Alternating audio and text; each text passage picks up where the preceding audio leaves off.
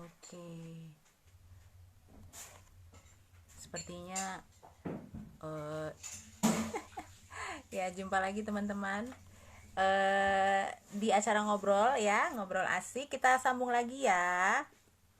Oke, maaf ya teman-teman, soalnya nggak tahu ini jaringannya agak ini. Ya kita sabar-sabar dulu ya. Oke, kita coba lagi ya.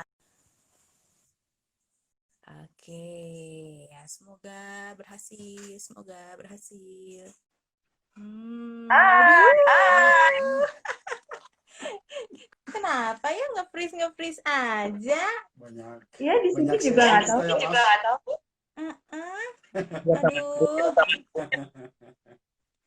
Iya, iya, iya. Tapi kita harus tetap semangat ya, tetap jaga kondisi mental. Jangan mental. Nggak Oke. ada.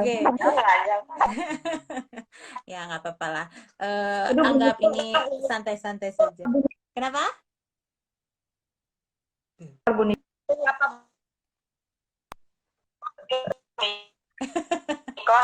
Iya. Dicoba lagi, semangat. Nah, berarti tadi Pak Ronald kan Mas Ronald kan tadi bilang kalau backgroundnya sebetulnya juga bukan punya pengalaman atau punya wawasan banyak soal homeschool ya gitu, tapi kemudian mengizinkan untuk anak-anak menjadi homeschooling gitu. Nah, tadi gimana Mas? Akhirnya tapi kalau keluarga besar gimana? Pada setuju nggak kalian mengambil jalur itu? Kan jalur yang tidak lazim pada zamannya ya.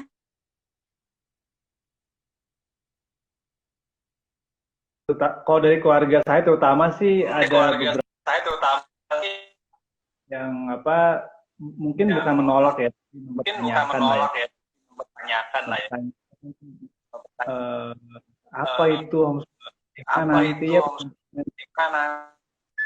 yang paling banyak ditanyakan ya nanti bagaimana, terus jenjangnya bagaimana nanti, sosial gimana gitu ya, itu sudah pasti. Waktu itu kan kami mulai itu 2012 itu memang belum banyak lah ya, populer lah homeschooling itu. Jadi effort juga sih untuk menjelaskan dan itu awalnya kami berusaha meyakinkan bahwa it's gonna be fine gitu ya. Tapi lama capek juga kan. Akhirnya kami sih hanya menjawab saja. Sudah harap penting kami menjawab saja gitu. Iya ya. Jadi sepertinya challenge-nya keluarga-keluarga homeschool yang baru kali jadi di dalam keluarga bisa jadi ya, jadi apa ya? Jadi yang pertama kali lah menjalankan homeschooling gitu. Pasti kan challenge-nya justru dari keluarga besar terkadang ya. Gitu. Ya, Heeh. ya. Iya. Nah, tapi sebetulnya kalau kalau orang bertanya gitu ya, sebenarnya kalau dari keluarga Ronaldi sendiri, em, apa sih hal pertama apa yang perlu disiapkan kalau kalau sebuah keluarga ingin memulai homeschooling? Em, menurut kalian hal apa duluan yang harus dipersiapkan? Apakah materi atau yang lain-lain gitu? Menurut kami sih, sebetulnya yang paling penting tahu dulu tujuan kita mau jadi keluarga seperti apa.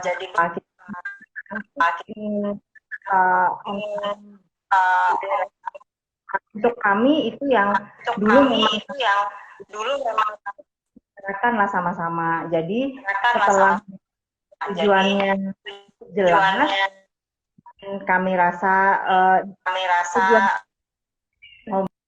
Nah, makanya jadi akhirnya kita nggak terlalu tapi memang tujuan awalnya gambaran lah gitu ya, visi sih kami kenal anak-anak, kami ingin jadi anak seperti apa, keluarga kami keluarga seperti apa sih gitu. Untuk saya itu menolong sampai hari ini sih. Hmm. Jadi sorry kalau aku bisa tangkap tadi ya agak putus-putus soalnya. Jadi berarti lebih kepada yang pertama dipersiapkan dari segi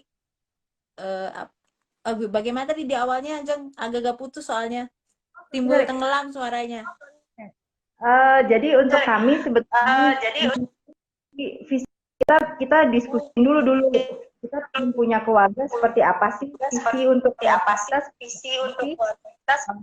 kami ingin punya anak-anak tuh yang anak-anak ini ingin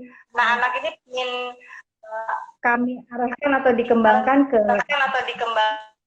nilai-nilai yang kami ingin mereka hal-hal seperti itu yang dulu kami banyak bicara. Jadi mungkin kalau sekarang istilahnya udah kami bicarakan dulu sebelum ngomongin. Setelah itu baru karena ada opsi homeschool kami untuk mencapai tujuan itu gitu. Jadi visi misi keluarga, tujuan itu yang hal yang penting. Ya, putus-putus nggak? Jadi lebih ke visi misi aja. Iya, agak putus-putus, tapi aku agak nangkep kok tadi. Berarti bicara soal bahwa yang diutamakan itu lebih ke visi misi dari keluarga itu gitu ya. Dan Tuhan ingin bagaimana anak-anak diinginkan Tuhan ke depannya seperti apa gitu ya. Kebutuhannya seperti apa begitu ya. Ya, betul sekali. Ini ada pertanyaan ini dari Pak Niko kalau tidak ya benar. Visi misi keluarga apa ada perubahan setelah homeschooling berjalan dan melihat realitas di lapangan? Oh, mungkin maksudnya visi misi keluarga itu apakah ada perubahan yang tadinya mungkin sudah dibayangkan visi dan misi tertentu tapi on the way di perjalanan dan melihat realita di lapangan apakah kemudian ada perubahan? Mungkin begitu ya Pak Niko ya? Ya betul itu. Bu Niko. Oke. Ya, kalau buat keluarga kami sih visi misi relatif apa ya? Yang berubah itu values coba karena tergantung seasonsnya ya. Waktu itu belum ada anak ya waktu itu ya kita bikinnya apa nanti anak umur lagi tahun kemarin ya Waktunya udah mulai sekolah ya. Anak kita rubah lagi valuesnya karena kebutuhan pada waktu itu Jadi misi dan paling yang kalaupun berubah itu untuk mencapainya yang kami mungkin sedikit metodenya yang dirubah. Oh, metode yang berubah, tapi kalau visi misi besarnya itu tetap ya. Iya, karat. Oke. Ya. Ya, tentu Mas Ronald, Mbak Ririn kan ada visi misi sudah ditetapkan, kita sudah punya bayangan kira-kira mau diarahkan kemana anak kita dengan pendidikan di rumah, kemudian juga melihat juga realitas di lapangan seperti apa, bisa saja metodenya berubah begitu ya. Nah tentu ketika kita menjalani pendidikan di rumah dengan anak-anak kita, apa kira-kira kendala yang paling signifikan ya dirasakan oleh Mas Ronald dengan Mbak Ririn ketika menjalani homeschooling ini untuk anak-anak?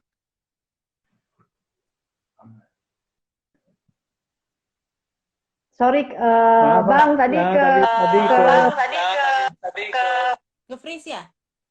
ya. Tapi ini udah lagi nongol lagi. kendala ya tadi ya. Intinya, Mas dengan Mbak, apa kendala yang signifikan? Ya, kendala yang signifikan yang Mas Ronald dengan Mbak Ririn alami ketika menjalani homeschooling yang dilakukan kepada anak-anak kita. Tentu pasti banyak kendala ya, tetapi apa kendala yang signifikan? Barangkali ini bisa juga menjadi pembelajaran buat orang-orang tua yang lain berbagi pengalaman seperti ini. Kalau buat saya sih kendala terbesar. Maksudnya setelah sebenarnya yang saya rasakan ketika saya sendiri yang harus banyak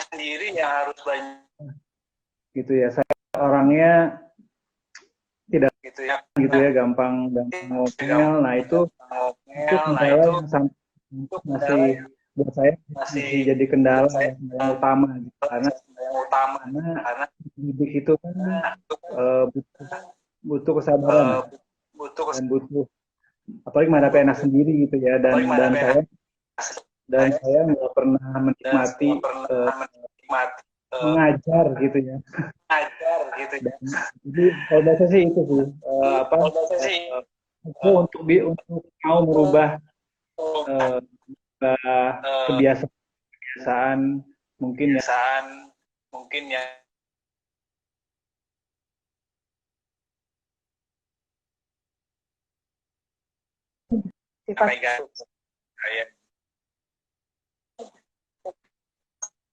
Sifat ternyata dengan dengan anak-anak itu kelihatan banget. Mungkin saya yang gitu ya, dan itu tuh ini punya untuk itu ya gitu. Nggak kalau berantakan itu ya juga kan bisa gitu istilahnya ya. Kerja sama terus harus ya belajar berkomunikasi cukup berat ya sebetulnya. Iya. Jadi artinya lebih kendala dari dalam diri sendiri ya, begitu ya? Ya, untuk kami ya. Untuk kami ya.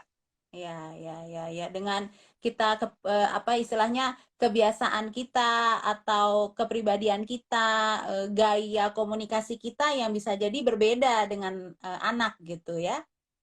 Sehingga coba untuk menyesuaikan juga dengan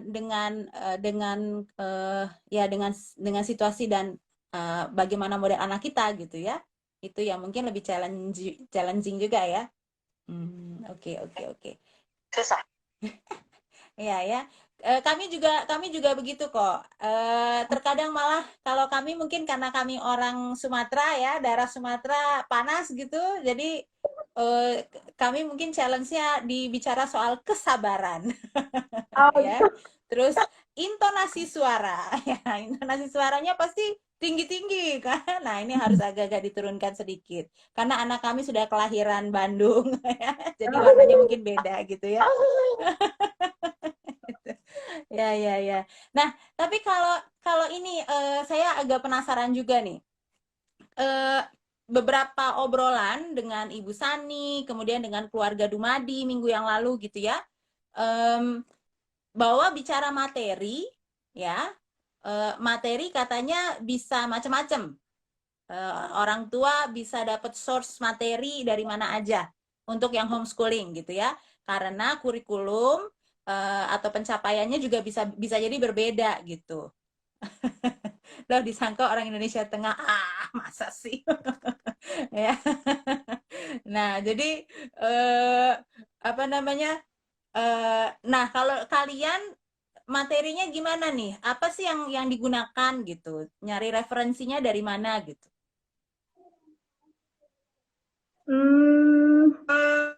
Materi cenderung orang materi itu sesuatu yang akademik banget gitu ya. Memang materi itu kami ambil kami dari Amberside Online, tapi kami nggak praktekkan itu 100% ya, tapi kami filosofinya lah, Charlotte Mason, kondisi keluarga kami gitu. Jadi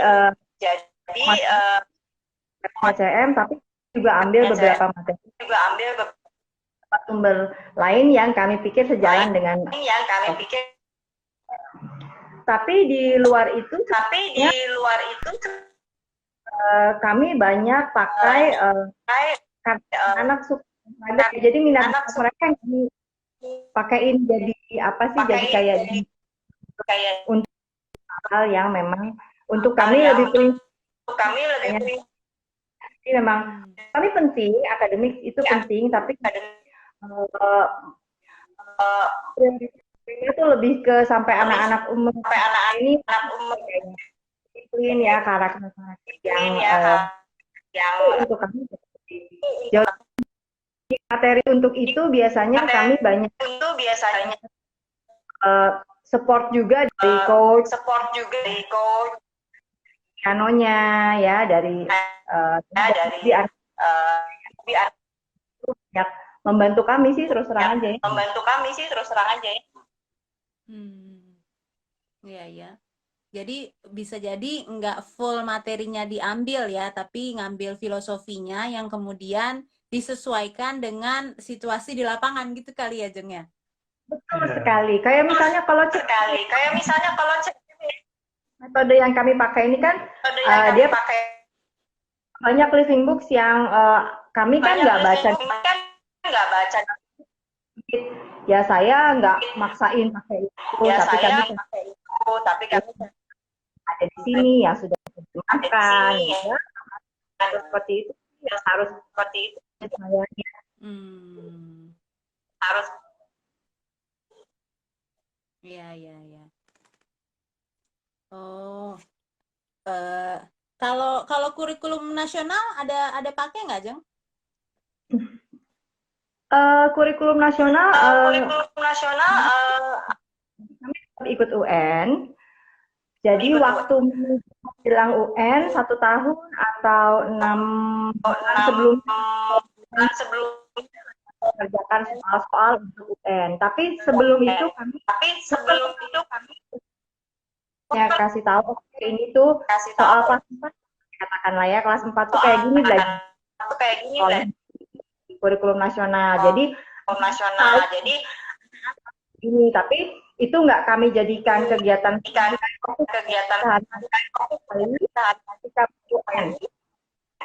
setahun 6 bulan terakhir lah. Oh gitu. Jadi ikut ujian paket tetap ya? Ikut. Puji Tuhan dan ikut ya. Pas banget. Udah SMP dong. Udah ABG ya, nggak kerasa ya. Ya. Nah, Nah, ini pertanyaan yang penting ini, Mas Ronald dengan Mbak Ririn nih. Karena jujur saja, ini yang pertama sekali menjadi semacam keraguan saya untuk pertama sekali waktu 4 tahun yang lalu kepada anak kami, begitu yang pertama ya. Bagaimana memenuhi kebutuhan sosialisasi si anak. Karena jujur saja, kita yang punya pengalaman sekolah formal, teman-teman kita satu kelas banyak, satu sekolah juga banyak. Kita punya friend, punya best friend, punya best friend juga. Nah, homeschooling ini untuk Mas Ronald dengan Mbak Ririn memenuhi sosialisasi si anak-anak kita itu pakai metode apa atau bagaimana cara Mas Ronald dengan Mbak Ririn? Kalau kami sih jelas ya, itu memang pertanyaan yang paling ditanya orang gitu. Menekankan bahwa punya teman itu harus harus bisa lah. Artinya kami ingin mengajarkan skill untuk mencari ya, karena dari harus sekelas anak itu ya, tapi sampai dengan sekarang kontak mungkin nggak atau mungkin kurang dari 10. Jadi bagaimana kayak teman juga kan butuh kolamnya gitu ya, butuh kolamnya. Beberapa ini aktivitas ya, kayak misalnya kemudian bukan itu kan dia saya ikutkannya bukan tapi ikutnya dia ke kelas karena tadi itu, karena kalau pelatih kan cuma dia sama coachnya gitu. Jadi kita ikutkan kelas di tenis, di gereja ada diikutkan ke choir gitu ya.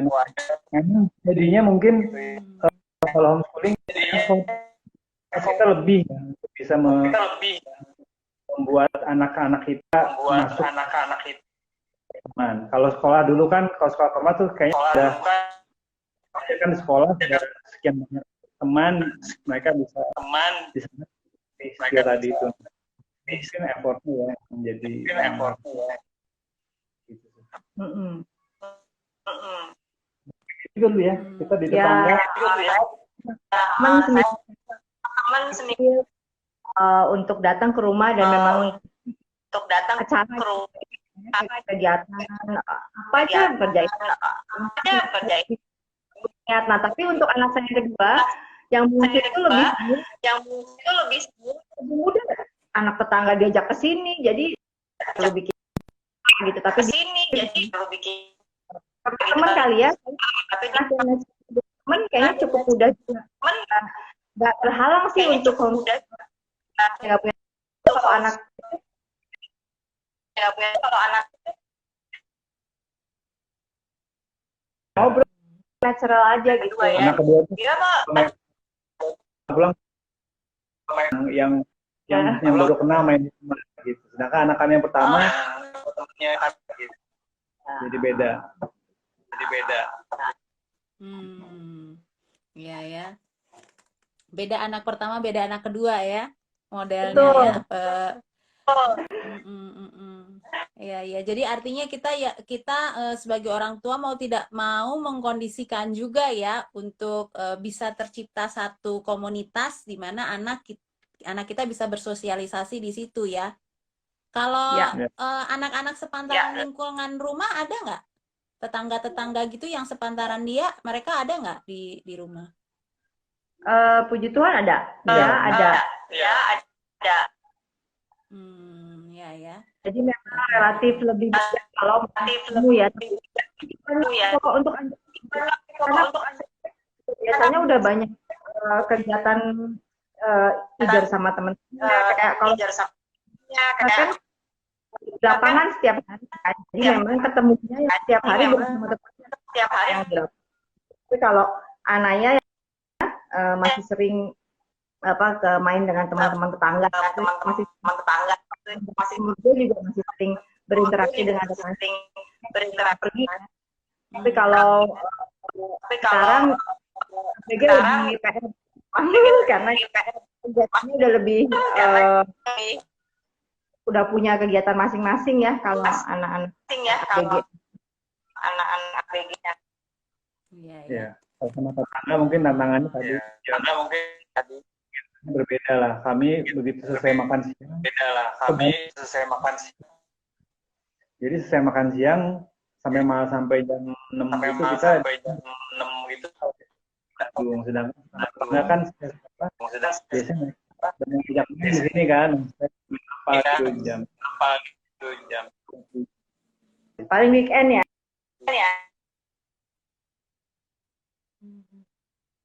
Gary sama disaring.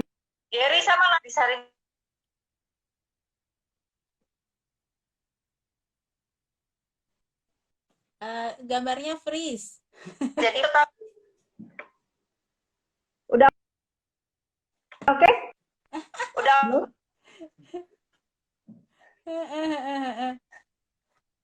Iya,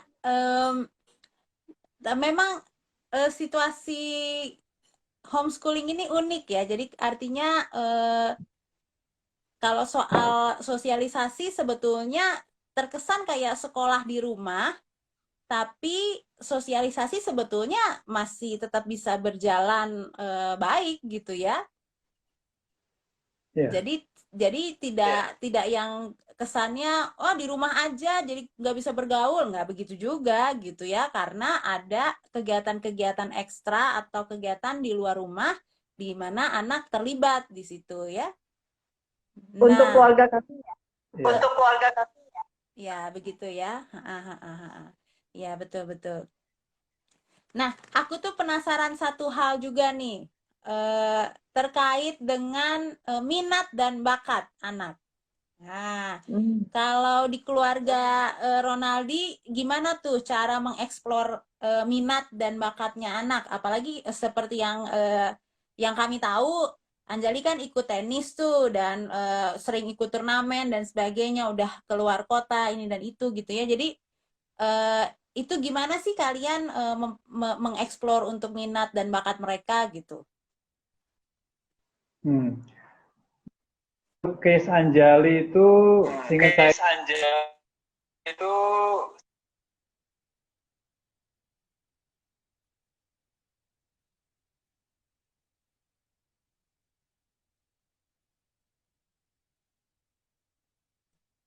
mulai kecil itu kan saya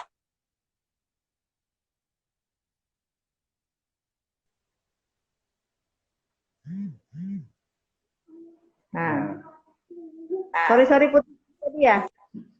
udah oke. Pris, Oh, lihat masih ini free. putus-putus, putus-putus, Oke. Sekarang oke? putus-putus.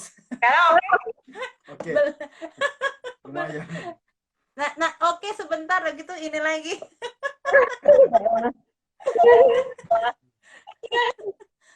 Kalau kami sering freeze nggak gambarnya?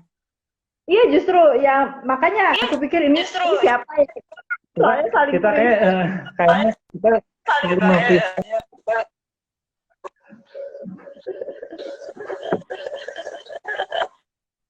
Ini sekarang lagi oke nih, sekarang lagi oke. Sekarang lagi oke nih, sekarang lagi. Oke. Yuk.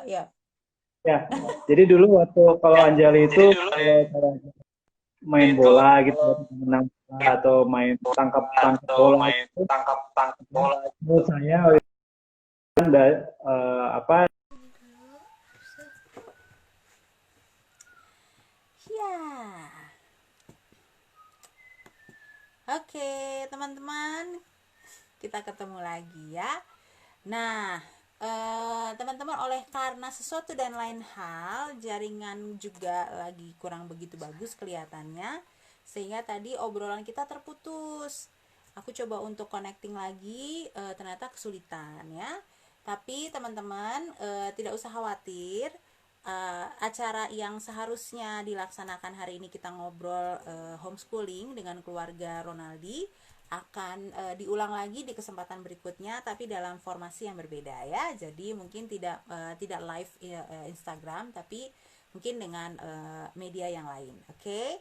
Nah, jadi teman-teman mohon maaf hari ini kita tidak bisa melanjutkan obrolan kita, tapi kita akan ketemu lagi di kesempatan berikutnya. Oke, terima kasih. Selamat malam. Hai.